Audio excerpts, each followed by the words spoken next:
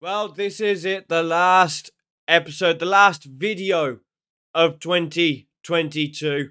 It has been a roller coaster year for me, especially with doing YouTube for the last 3 months. What is it? Yeah, October, November, December, last 3 months. It has been brilliant. I have loved the support and I have loved seeing every single one of you watch my videos. I think it is a superb way for me to end the year. We reached our 60 subscriber target, which I am very happy about, and we move on into 2023. Continuing more of the same, pretty much, is what we're going to be doing. But today, New Year's Day, it is Truro City Youth Academy video time. So, with that, I hope you have all had a fantastic New Year. I hope you didn't get too drunk last night, and if you did, fair play to you. Now, sit back, relax, and watch the end of season 2030-2031. What are we? Season 8 is this? So, sit back, relax, and here we go.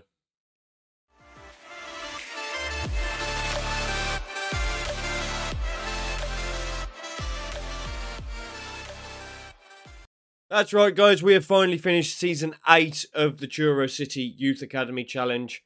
And we are at the end of season review.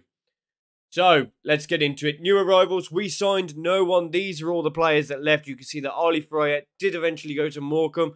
Morecambe in the league below us. So, I'm not really sure why he went there. He made 51 appearances for him. Didn't really do that well for him, 6.65. So, he probably should have stayed, in all honesty. Wilson also left. Didn't really get much playing time. Neither did Lewis Reese. And Ewan also left. And there was a fair few others that left as well. But they haven't got to other clubs yet. As you can see from this season, we did relatively well. We finished 13th, 61 points. That's one place and 3 points better than last season. But honestly, it was an up and down season. We started incredibly well, and this seems to be a bit of a trend that seems to happen with this save. We start really well, and then in the last sort of half to last quarter of the season, we struggle big time. And at Christmas, at New Year and Christmas, we were in the playoffs. We were fighting for a playoff spot, but unfortunately, second half of the season, we dropped off again, as we always do, and we ended up down in 13th with only 3 points separating us from last season's result. But still, a very, very good season. We'd take 13th when we considered to go down. 600 to 1 we were to go down this time. And we were supposed to be here. We were supposed to be working against Linar, and we managed 13th. So, final position of 13th. Average home attendance of 1,367. We have actually broke our record attendance this season as well. I think it was 1590, something like that. 1690 maybe. Top goal scorers for Truro, you can see. No Lewis Rooney. This is the first season since Lewis Rooney has not been top goal scorer for Truro. And the board are very happy. As you can see from our competition results, we did incredibly well in the first part of the season. Picking up wins, even though we were losing quite a lot as well. We were picking up wins all over the place. Nice little run here.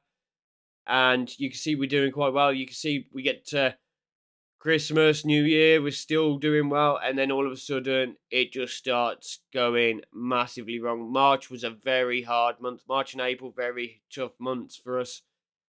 And we managed to get into a bit of form towards the end of the season. A massive 5-0 win over Walsall was not expected at all. But overall, I am very happy with how we've done. If we go to the FA Cup, we were finished in the first round. We were knocked out by Dartford. We beat Maidenhead in the qualifying round. So, relatively happy to get to the first round there. And in the English FA Trophy, we were knocked out in the 5th round. We had beaten Hemel Hempstead and Poole. Hampton and Richmond, always our bogey team, beat us on penalties. And that was that, basically. I think it was penalties, or was it extra time? I think they beat us in extra time, actually. I think it was 2-1 in extra time, if we go and have a look. Yeah, extra time, 2-1. So it was a bit unfortunate, but it is what it is. You can see Jack Johnson, top goal scorer, and Richie Andrews and Leighton Sneap, top goal scorers in the FA Cup. Moments to remember, obviously the big win over Warsaw, the 5-0. You can see 2 goals for Stuart Walker, 1 for Leighton and 2 for Jack Johnson. A very good result. Match to remember was a 3-2 win over Gloucester, where we actually scored an own goal before we managed to win the game. And the goal of the season was Mr. Leighton Sneap with a truly memorable goal from the Truro left back, Leighton Sneap, as he hits it. A fierce effort from 22 metres out. Let's have a look at that one. And you can see again, Jack Johnson on the score sheet. But we will have a look at the Leighton Sneap goal that has got our goal of the season. It might not have got the Vanarama National League's goal of the season. You can see we pick the ball up here with Tashido. Plays it into Philip Murray. Back to Brad Park. Over to Leighton Sneap. And he just, arrows it into that top corner. Beautiful, beautiful goal. And I am very pleased to see him scoring. And obviously you can see Jack Johnson is playing relatively well. We will show you one of his goals here. Oh, look at that movement. That movement is superb. Oh, and the little cheeky dink as well. Look at that. How was the second goal? Was the second goal very similar? I can't remember. Like, I play so many matches between this and the Deportivo. It's just a big ball over the top. And part of me thinks he may have been offside there, but I was only just quickly looking. Finances-wise, we are struggling. Although we're getting better sponsorship deals, we're getting better corporates, better competition money, better match day in commercial retail. We are struggling financially. The board is still ploughing money in, even though they said they weren't going to, which is majorly weird to me. We're staying afloat. Just. As our players improve, the contracts are getting bigger, which means the finances is struggling a lot more. We managed to hit about $500,000 in debt this year, but the board has since put 350k in, so we're back down to $250,000 in debt. But it is slightly worrying. So this is how we lined up for most of the season, playing the 4-2-4 yet again. You can see Hassan Paul has made that goalkeeping spot his own. We said that was going to happen. We said he was going to end up being the man. And he was. And he has grown superbly. Again, like all our goalkeepers do when they stay in goal for a season, they all grow superbly. The back line stayed the same. Leighton Sneap, I'm a little bit concerned about with that 6.61. He's going to have to improve for next season. Jeremy Muller, Brad Park, the same midfield too. Alex Mullins sticks to his left-hand spot, same as last season. And Tashido sticks to his right. Tashido's still not really growing. But he's hitting 11 goals, 6 assists. So at the moment, I'm not too concerned. But he is on borrowed time. There are players coming up through the academy I'm hoping will take his spot. And as you can see, the front two, Stuart Walker and Jack Johnson. Not that way round, though. They should be swapped. Stuart Walker has been playing as the pressing forward, and Jack Johnson has been playing as the advanced forward. But I will go more into that shortly. So, Club Awards, Fans Player of the Season was Hassan Paul. The non-league Neuer has done very well this season, also picking up Young Player of the Season. Goal of the Season, as we already know, is Leighton. Top goal scorer was Jack Johnson with 18 goals. Most assists was Alex Mullen with 9 goals. Most Player of the Match Awards was Jack Johnson with 5. Highest average rating was Stuart Walker with 6.9. And the most passes completed was yet again Anton Brownlee. Competition awards we had none. Most league goals by a player. Lewis Rooney has continued to push ahead of everyone else's 228 goals. He is now also the oldest player. And he is also the oldest goal scorer. You can see though, he has not scored for close on 132 days. It's a long time since Lewis Rooney has scored. And in all honesty, he's going to be going at this rate. So we did really well. Again, it was the start of the season and a little bit of a mid-season. I don't know why you're saying a bit of a mid-season there. I personally think it was more to do with the start of the season. We did really well. We managed to hit 400 matches managed, which is a superb achievement. We're nearly at the 500 and we continue to invest in potential. But obviously nothing major coming that way. There's a review. There's a supporter profile. As you can see, a lot of supporters now in the core section. We've got up to 2,500 followers on social media, which is superb. Board disappointed with the growing of the club's reputation, which is what it is. Why do they always keep trying to get us to do this? No, we're not going to sign players. I'm not bothered about any of the rest of it. We'll suggest the rest of that. We're not bothered about that. So this was our youth intake. We have signed a couple of players. Most of these we're not going to sign at all. I've looked at all of them. They're not very good. We had no elite prospects. We only had top prospects.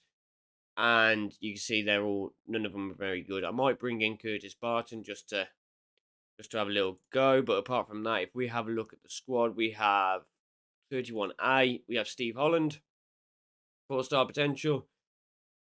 Doesn't really look overly great. We have Darren Byrne, 4-star potential. Doesn't look overly great. We have Wayne Maloney, 4-star, well, 3.5-star potential. Doesn't look overly great. We have Tony Roberts, 3-star potential. Doesn't look very good. And we have Alexandra Matos, 4-star potential. Again, doesn't look overly great. So we only brought in 3. I think I've shown you 3. So it gives you an idea that basically it's not looking good on the youth aspect of this this time. So unfortunately, we probably won't be seeing any youth prospects from the year 2031. In terms of everything else, we're going to go through our, there you go, look, a couple of top talents, a good talent, that's it. That's all we signed, 5 players. We avoid the tax hit. New sponsorship deal worth 11,000. That's good. That's up 5k on last season. You can see our scouting budget is dropped down compared to last season. Dropped down 2k. Our wage budget has dropped down 3k. It's getting a little nerve-wracking now. We might run out of money before we get promoted again. And we're not really selling any players. Players just aren't good enough to get sold, unfortunately. We can't upgrade anything. We can't get a lot of our staff, can't give them better contracts. So they're going to start looking to leave soon. So it is getting slightly worrying. So this is the team that we have been using. This is the starting 11. It has done very well.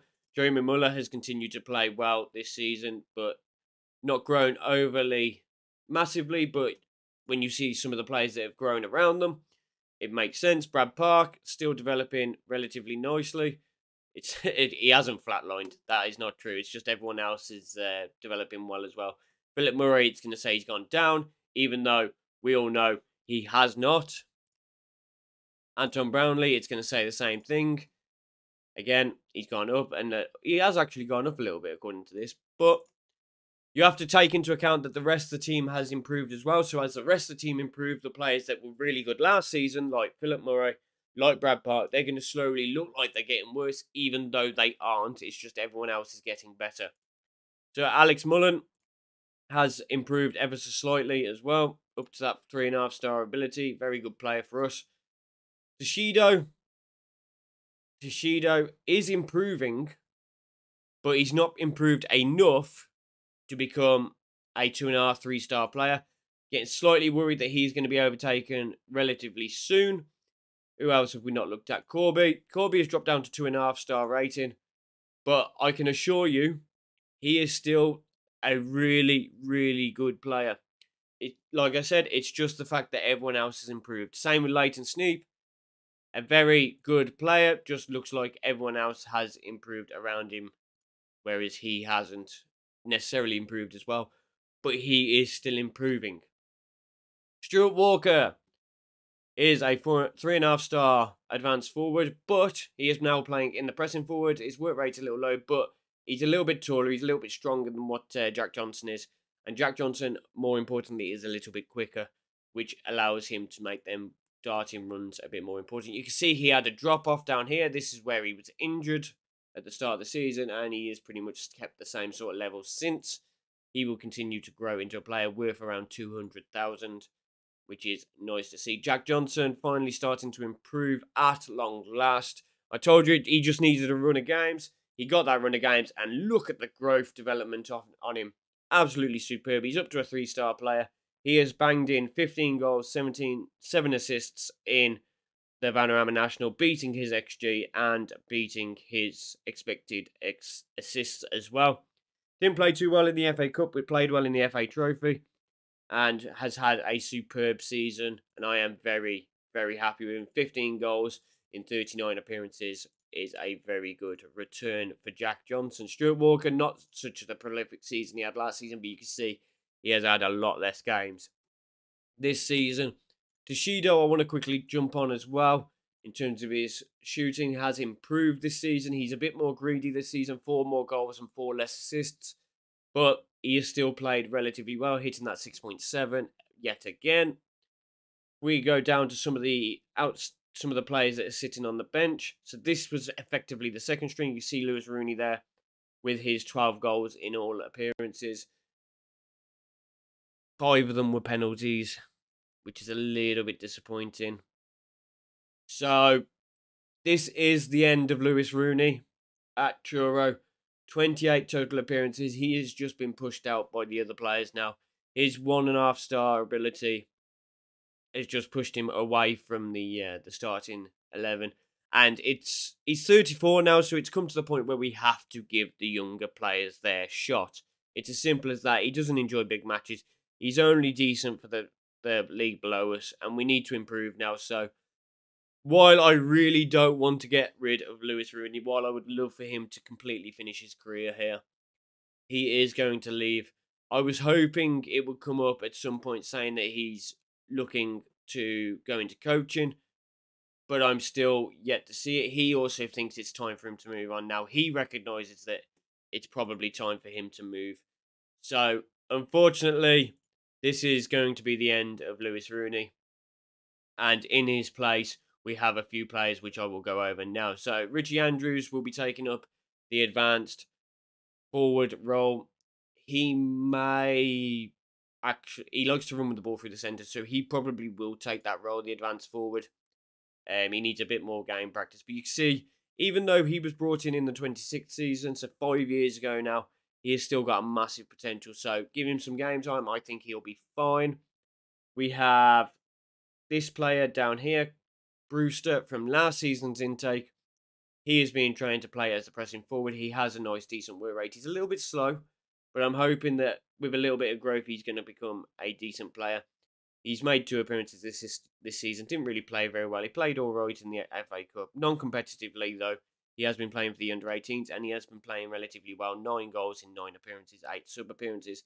So I am relatively happy with the work he's putting in. Casey Spetch came up last season, like I said he would. And unfortunately, didn't really get the game time I was expecting him to get, in all honesty. He only played four times. He didn't get a goal, didn't get an assist, played relatively poorly. And I'm a little bit disappointed. But there is a player that has come up and has taken that role that he was going to take. And that is Mr. Andy Evans. Played twice, starting. 17 sub-appearances. 1.29 expected assists. 0.63 expected goals. 1 assist, 1 goal. 73% passing, 6.77 rating. He played a lot better, and he is developing ever so slowly. Like I said, you got to remember the other players have improved a lot quicker. But Andy Evans, maybe, just maybe, might become the full backup to Alex Mullen. Graham Newton hasn't developed either, or at least hasn't developed as much as I'd have liked. He may eventually take over Toshido, but as things stand, Toshido is definitely in place there, and Graham is going to have to sit on the bench for now. We'll come to Thomas in a minute. Alexander Laughlin, his potential has dropped down, but he is still relatively decent, 2-star. Backup, I'm not going to be playing him as much over the next season, because I want to give the chance to Timothy, who obviously has a bit higher potential and is now starting to look like he could be a player in our team.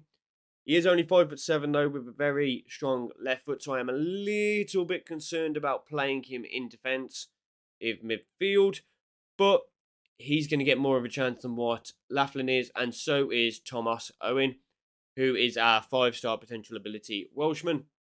18 years old, looks a lot better player than both Timothy and Laughlin, even though he is only 1 star. He is going to play back up to them two in the midfield, and I am really looking forward to seeing how he does.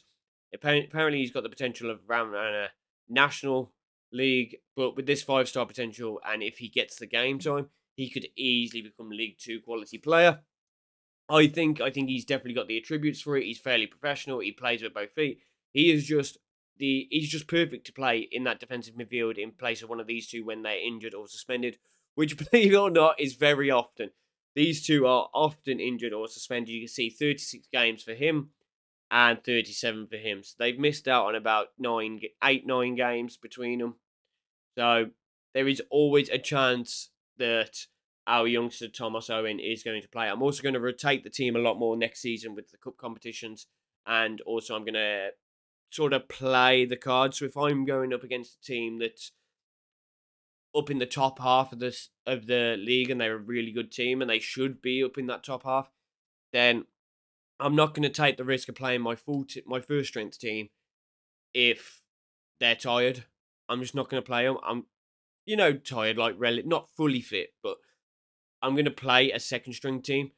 And while we might lose the match, I'm hoping what it will do is it will keep the first team fresher for the easier games and to confirm us getting those points, which is what I've done a little bit this season. But as you can see, it didn't matter how I swapped the team in that one in March. It just completely went out the window.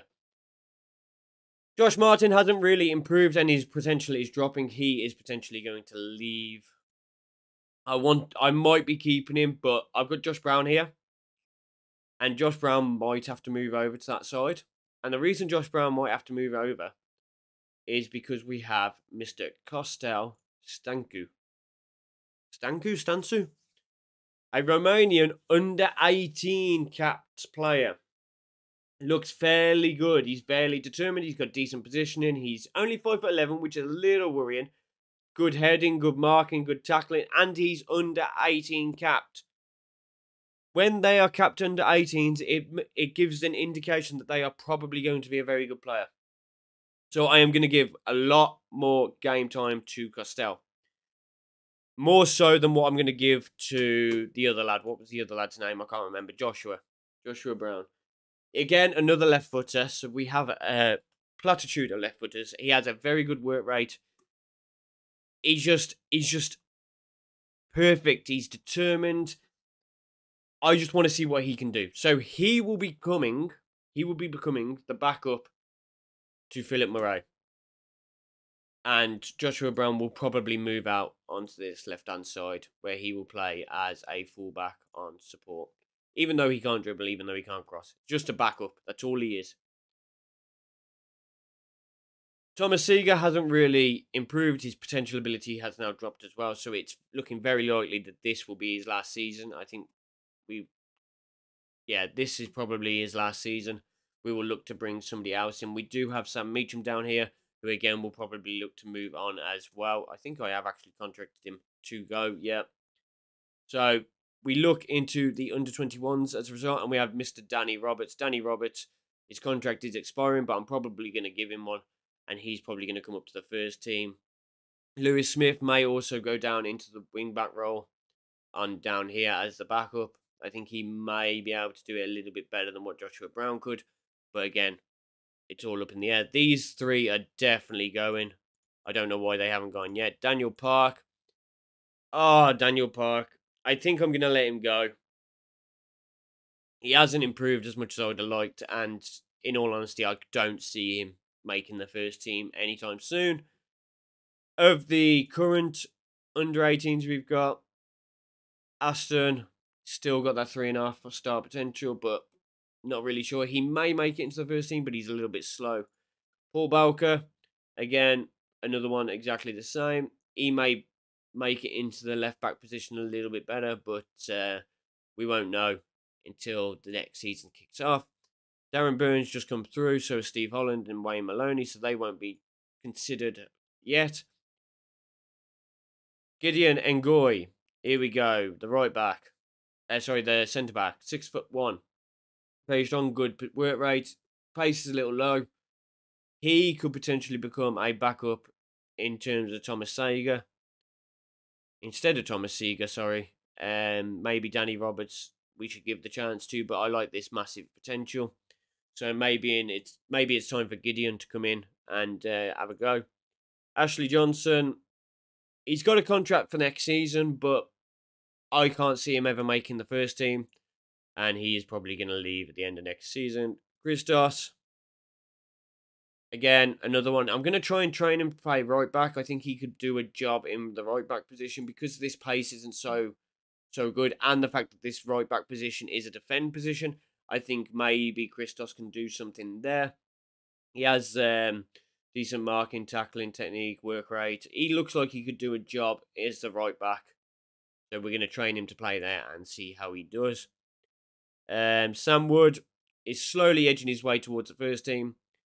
He will be playing as a defensive midfielder on support, most likely. He has been playing as the advanced playmaker in the youth team, which is annoying because I have told the youth team to use my formation, but they haven't been doing that. So he scored 19 goals in 34 appearances. So if he comes through and he does well, there is a very good chance that we will move to an advanced playmaker position, an attacking midfielder position. But he's the only one that can potentially do it, though. So there is the issue there.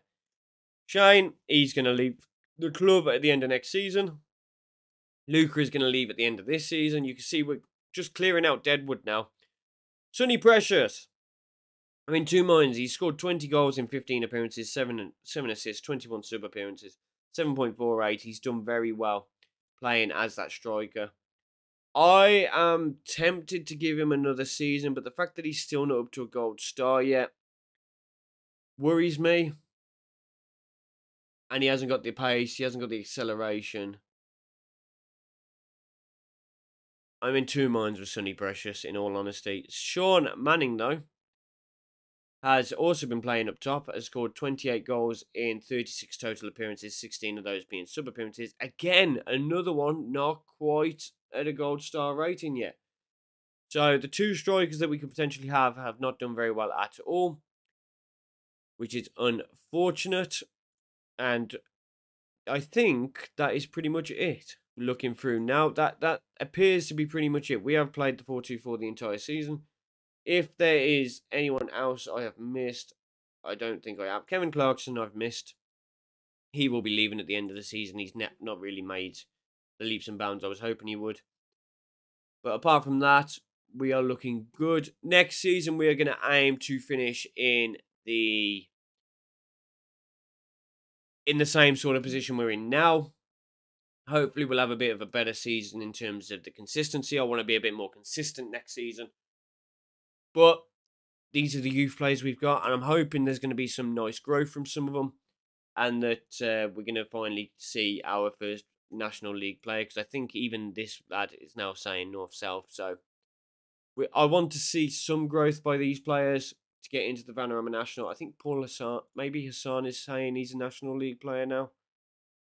No, Vanarama National North-South, but could be a Sky Bet League 2. So I'm going to try and keep Paul. You can see I've tied him down to a massive 2034 contract.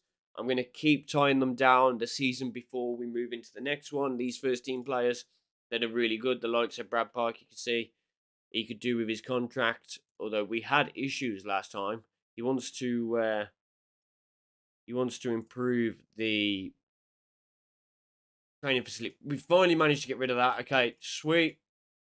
1.1k I'm happy with. Maybe we can go 1k, and we're going to take it. See if we can get him to 2035. Come on. You can have 1.2. 2035 we have Brad Park. Mullen's the other one that I've been struggling to get on a contract. Again, wants the same sort of thing. Non-negotiable. Okay, he's happy to... Okay, he's happy for that. Let's go for it. Let's remove that. He is going to be an important player. Finalise and negotiate the contract. A very small contract, which I am very happy to see. He wants a lot more in bonuses, though. So what is he currently on? He is currently on 210, so he's going to get a £300 increase, pretty much. Let's see if he'll take 525. does not look like he will take that. What about 550? And let's see if we can get another year on that. Okay, he's not happy now. He wants 700. Okay, 650. 650 works if it gives me a longer contract length, because it gives him, he's now with us till 2035. So it's a much longer contract, which should mean he will then have a much bigger value. And if anybody wants him, they're going to have to pay for him. So we're just going to skip forward, see what happens in the result of this playoff final. And we can see Scunthorpe are going up, even though they had a terrible, terrible start to the season. So here is Alex Mullen's contract. He has won himself a 4-year deal, £650 per week, important player.